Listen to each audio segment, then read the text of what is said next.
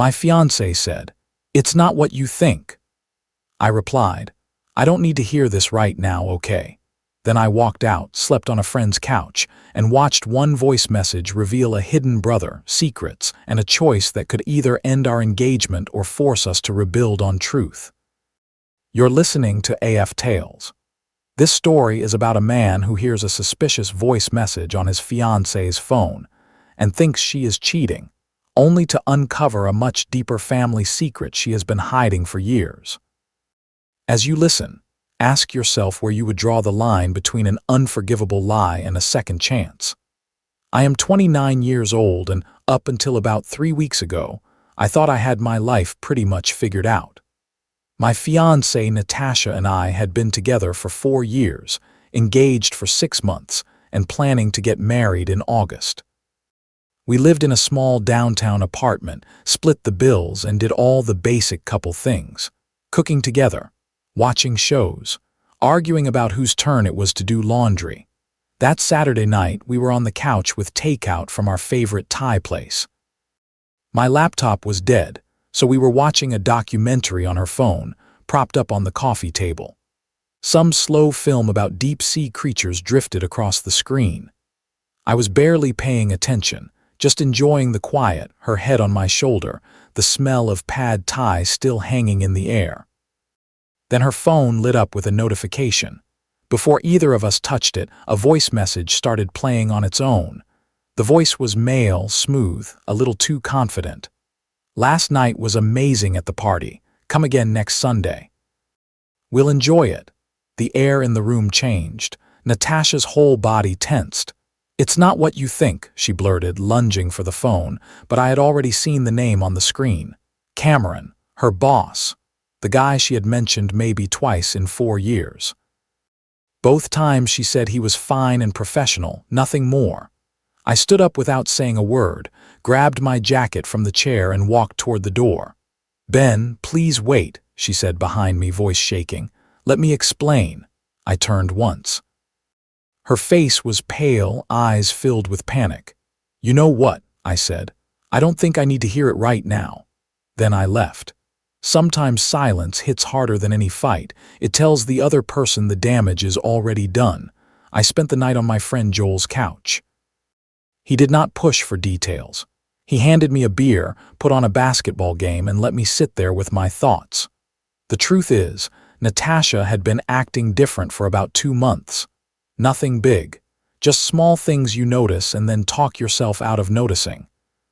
She started going to networking events on weekday evenings. She would mention them casually at breakfast. "Industry mixer tonight, might be home late." She would come back around 10 or 11. She bought new lingerie just for herself. She took her phone into the bathroom when she showered. Sometimes she laughed at her messages and flipped the phone face down when I walked into the room. Every time a little alarm went off in my head, I shut it down. That is what happens when you love someone. You stack excuses on top of your instincts until you hope the noise goes away. Sunday morning, I woke up on Joel's couch with a stiff neck and 17 new messages. Most were from Natasha. One was from her best friend, Lily. "Ben, please call me. There's something you need to know. It's not what you think, but it's also worse than you think." "Please?" I stared at it for a long time. Worse than cheating. How could that be? I called her at noon. She answered on the first ring. "Ben, thank God. Are you somewhere private?" "Yeah, I'm at Joel's. He's out." "What is going on, Lily?" There was a long pause. I could hear her trying to figure out where to even start. "Natasha didn't cheat on you," she said finally. "Then what was that voice message?" "That is what I need to explain, but you are not going to like it. Just tell me."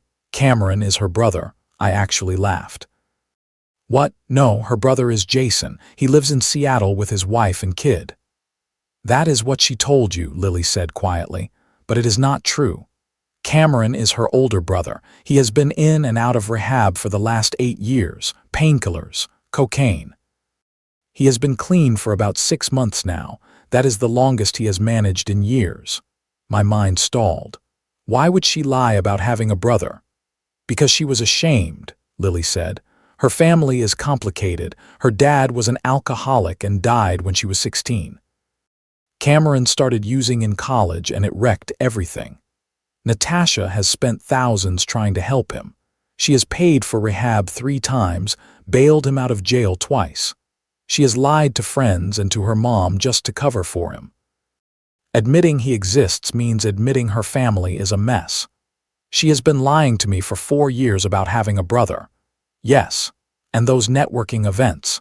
Those were NA meetings, Lily said. She has been going with him, that party he mentioned in the voice message. That was his 6-month sobriety celebration. She did not tell you because she thought you would judge her family. She thought you would leave if you knew the truth. I sat down hard on Joel's couch. There is no Jason in Seattle, I said. There is, Lily replied, but he is her cousin. She turned him into the safe version of a brother in her story. Why are you telling me this? Because she is falling apart, Lily said. She has been crying non-stop since you left. She wanted to tell you so many times, Ben, but the longer she waited, the harder it got. I am not excusing what she did. I am just giving you the full picture. What you do with it is up to you. That is something we forget. A lie can be terrible and still have a reason behind it that is not pure evil. It does not make the lie harmless, but it changes how you judge the person. I went to see Natasha that evening. She opened the door looking like she had not slept at all, eyes red and swollen. Hair a mess, same clothes from Saturday night. Can I come in? I asked. She nodded and moved aside. We sat at the kitchen table. The same table where we had eaten so many dinners. The same spot where I had proposed with a ring I worked 8 months to afford. Lily told you, she said. It was not a question. Yeah, I am sorry, she whispered.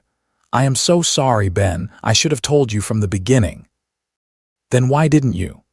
She wiped her eyes with her sleeve. Because I was scared, she said. My whole life, people have defined me by Cameron's problems. In high school, I was the girl with the junkie brother. In college, I was the one with the broken family.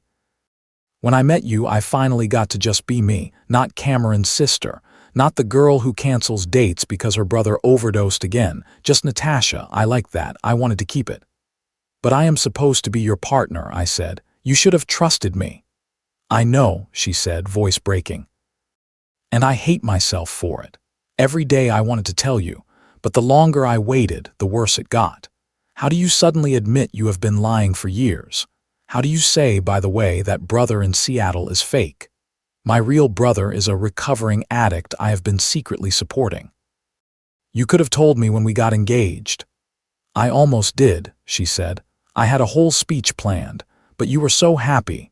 Your family was so happy, I could not bring myself to destroy that picture. I thought maybe I could keep it separate. Keep you and Cameron in different boxes in my life. That is not how relationships work, Natasha. I know that now. We sat there in heavy silence for a while. What is Cameron like? I asked finally. She looked surprised. He is kind when he is clean, she said. Funny, smart. He used to play guitar. He taught me how to ride a bike. Addiction took that person away for a long time, but he is trying. Do you want me to meet him? What?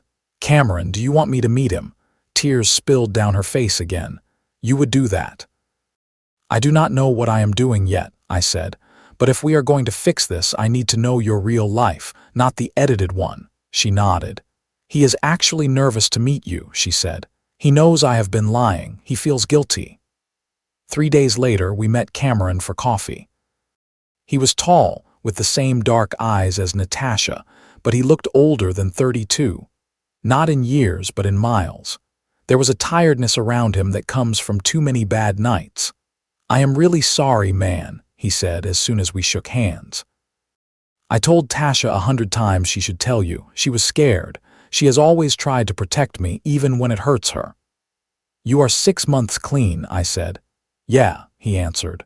Longest run since my early 20s. It is strange actually remembering things. Showing up when I say I will. She has been the one constant through all of it, the only one who did not give up. We talked for 2 hours. He told me about his addiction with uncomfortable honesty. No sugar-coating, no blaming others. Just a straight line through the worst choices he had made and the work he was doing now. He talked about NA meetings, rehab, relapses, the people he lost. "If you are wondering if you can trust her," he said as we stood to leave, "you can. She lied about me because she loves me. She thought protecting meant keeping you away from my mess. That is who she is. She takes care of people even when it costs her." Sometimes the person who has done the wrong thing is still the one who spent years in the dark trying to hold others together. That tension is not easy to live with. The next few weeks were hard. I moved back into the apartment, but the air between us felt fragile. We started couples counseling, Natasha's idea. Our therapist, Dr. Singh, did not let either of us hide. "Natasha," she said during one session, "Ben is not angry because you have a brother with addiction issues. He is hurt because you did not trust him enough to share that part of your life." "I know," Natasha said. "I thought I was protecting us. Really, I was just hiding from my own shame." Then Dr. Singh turned to me. "And Ben, I need you to think about whether her lie came from malice or fear. It does not erase the harm, but it matters if you want to decide what comes next." I thought about that for days. Natasha lied, yes, for years. But it was out of fear of judgment, fear of abandonment, fear of being reduced to her family's worst shadows. Not because she wanted to hurt me or use me. That does not make it right. It does make it more human. About a month after the voice message, Natasha suggested a family dinner. Just the four of us. Me, her, Cameron, and her mom, Patricia. It was the first time I met her mother. Patricia was kind, but you could see the exhaustion in her eyes, the weight of years of crisis. Over lasagna and garlic bread, she talked about Cameron before the drugs, the guitar recitals, school projects, the plans he once had. "I am proud of who he is becoming again," she said, squeezing his hand. "And I am grateful to Natasha for never giving up when the rest of us wanted to." Cameron stared at his plate.